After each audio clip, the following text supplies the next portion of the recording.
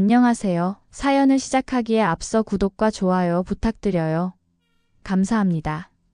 사연 시작해 볼게요.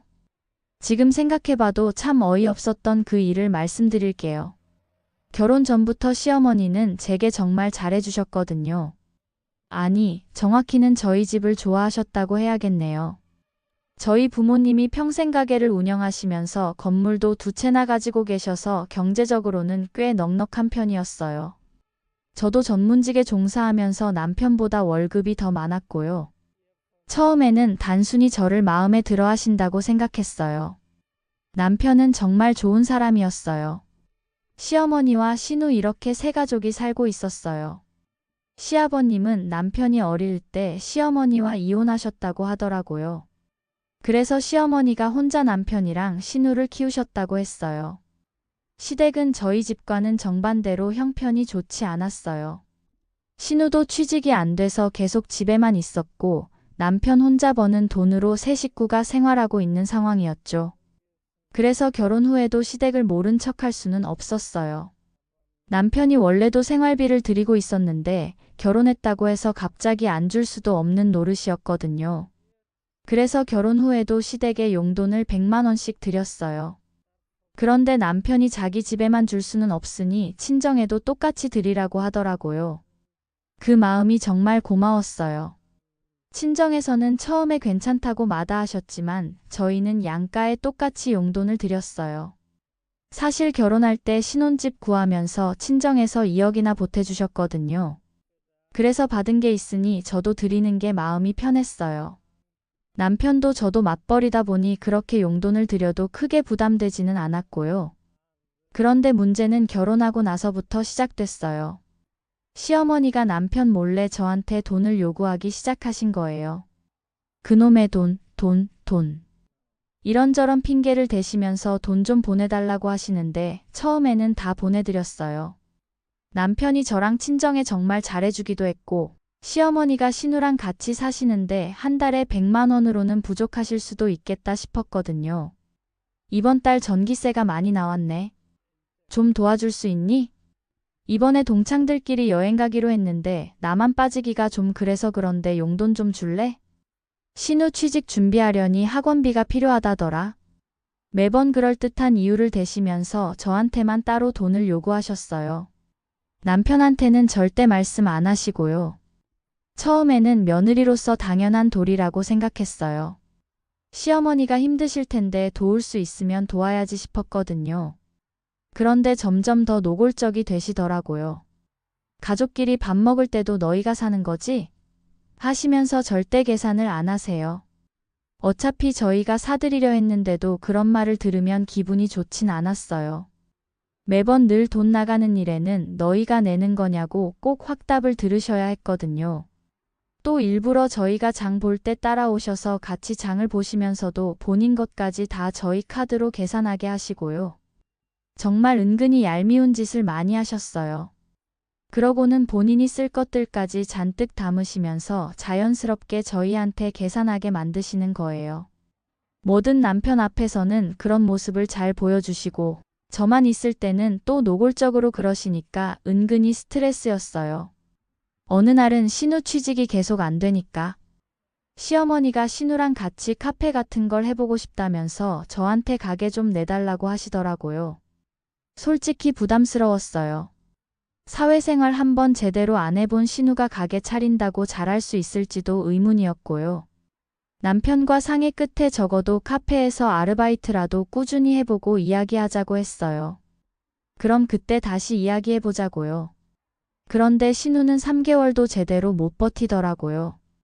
맨날 힘들다, 사장이 까다롭다, 손님들이 불친절하다 하면서 그만두기를 반복했어요. 제가 보기엔 핑계거리로밖에 안 보였어요. 그런데도 결국 시어머니 성화에 못 이겨서 동네에 작은 카페를 내줬어요. 보증금이랑 집기료해서 거의 5천만 원이 들었거든요. 남편은 저한테 미안해하기도 하고 고마워하기도 했어요.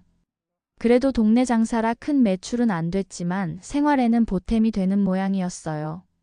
다행이라고 생각했죠. 하지만 카페를 내준 후에도 시어머니의 돈 요구는 계속됐어요.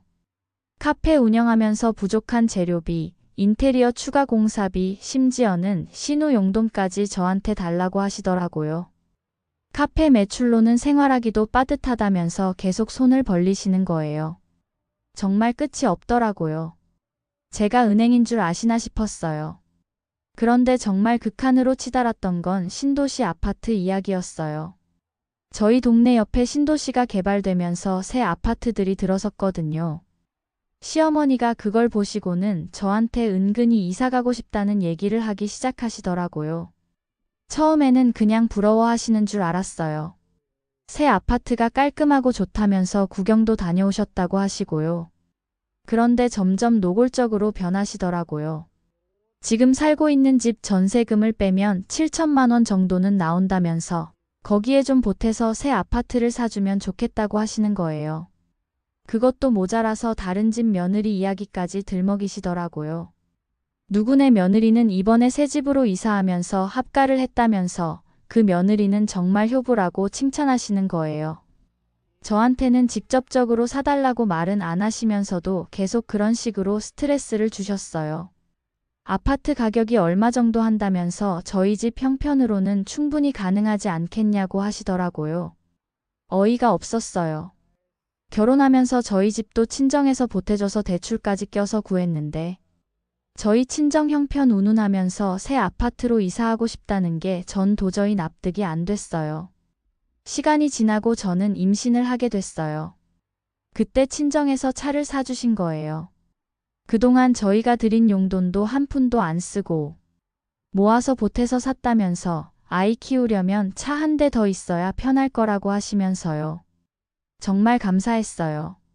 남편도 늘 친정에서 도움받는 만큼 더 열심히 챙겨드렸고요. 그런데 그 운명의 날이 왔어요. 시어머니랑 신우랑 같이 밥을 먹으면서 남편이 그 이야기를 했어요. 친정에서 너무 감사하게도 차까지 사주셨다고요. 그랬더니 시어머니가 그러시는 거예요. 니네 집은 용돈이 필요 없나 보네. 하긴 너희 집은 그거 아니어도 잘 살잖니. 그러지 말고 이제 그 용돈 우리한테 다 보내면 안 되니? 그 차도 어차피 꽁으로 생겼는데 너희 신우 줘라. 너희는 어차피 차 한 대 있잖아. 그 말을 듣는 순간 정말 화가 나더라고요. 그동안 제가 남편 모르게 해드린 돈만 해도 얼마고 친정에서는 그동안 도움 준 게 얼마인데. 항상 돈. 정말 참을 수 없었어요. 그래서 제가 말했어요. 어머님 너무하신 거 아니에요? 제가 그동안 몰래 해드린 게 얼만데. 친정 드리는 돈까지 달라고 하세요? 그리고 그 차도 친정에서 제가 임신했다고 해주신 거예요. 그놈의 돈. 이제 정말 힘드네요. 그리고 남편한테 말했어요. 당신이 결정해. 난 이제 할 만큼 했어.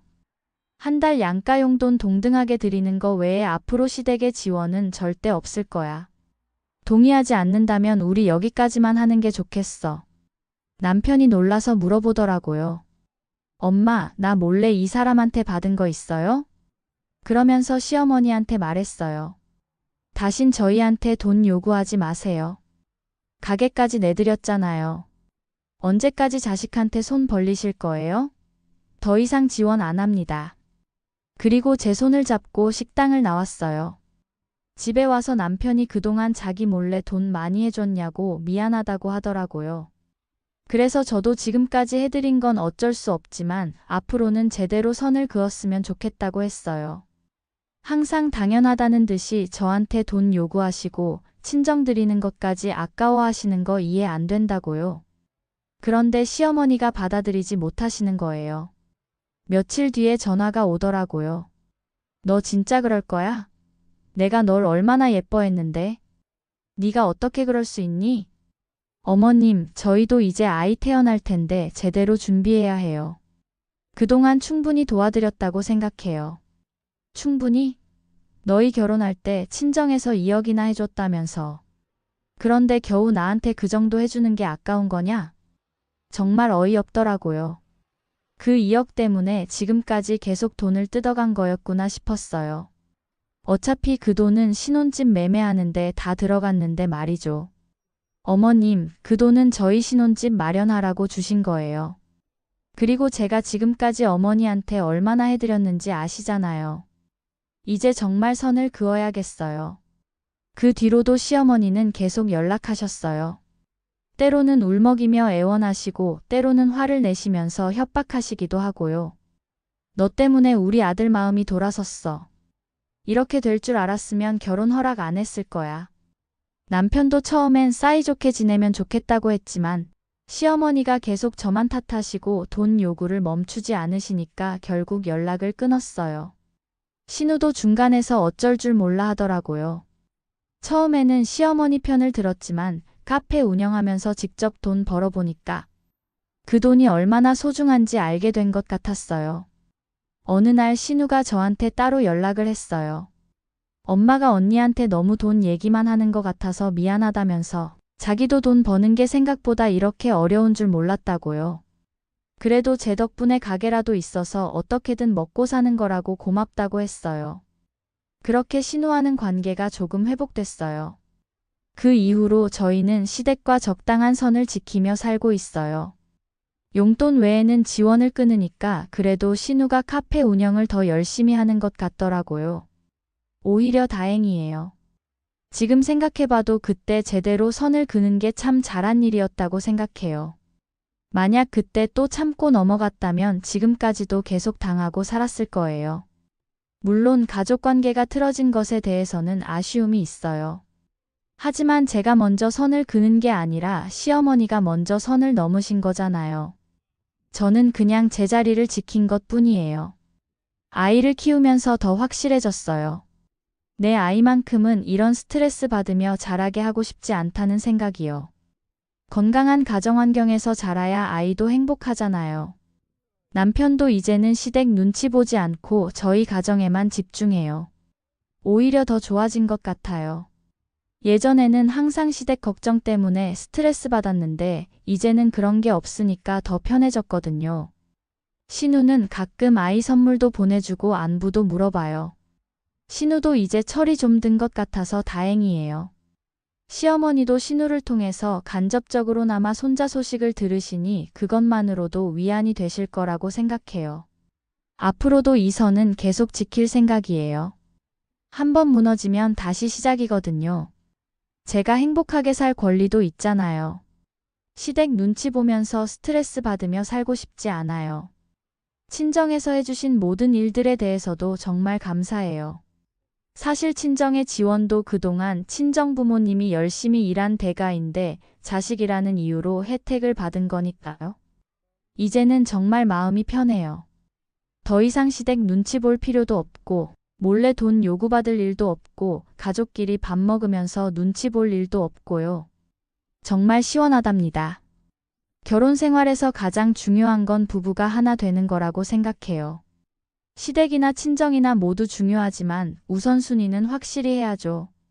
저는 다행히 남편이 저를 지지해줘서 이렇게 해결할 수 있었지만 만약 남편이 계속 시댁 편만 들었다면 정말 힘들었을 거예요. 지금도 가끔 시어머니 생각이 날 때가 있어요. 처음에 저를 좋아해 주셨을 때는 정말 좋은 시어머니라고 생각했거든요. 하지만 결국 저를 좋아한 게 아니라 저희 집 경제력을 좋아한 거였다는 걸 알게 됐을 때는 정말 실망스러웠어요. 그래도 후회는 없어요.